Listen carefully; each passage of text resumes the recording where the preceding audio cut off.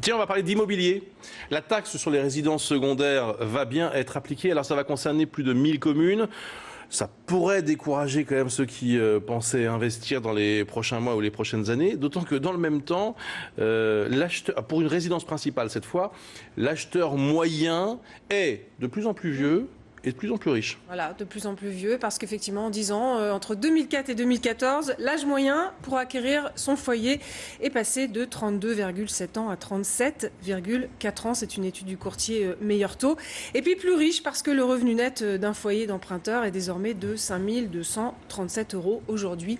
Il faut un apport, et cet apport, il a doublé aussi en 10 ans pour atteindre aujourd'hui 68 800 €. Vous le voyez, évidemment, il y a d'énormes disparités régionales. C'est pas du tout la même chose qu'il faut payer dans l'Est, ou d'ailleurs c'est la région en France où on peut acheter pour le moins cher. Et puis à Paris, où là, l'apport, il dépasse en moyenne 100 000 €. Et puis on arrive à cette situation complètement ubuesque, qui est que pour acheter une maison, aujourd'hui, il faut être déjà propriétaire d'une autre maison. Voilà quelle est la règle maintenant pour les Français.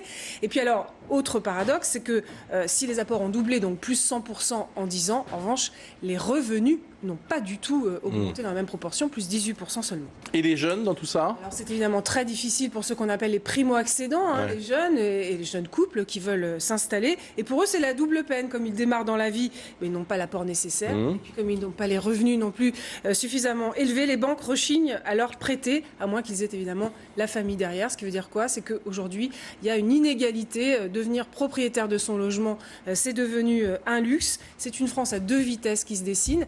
On le voit très bien d'ailleurs avec ce chiffre, 70% des hauts revenus sont propriétaires de leur logement contre 31% des bas revenus. Et aujourd'hui, la France est devenue le pays où il est le plus cher, le plus onéreux d'acquérir une résidence principale, avec l'Angleterre dans la zone euro.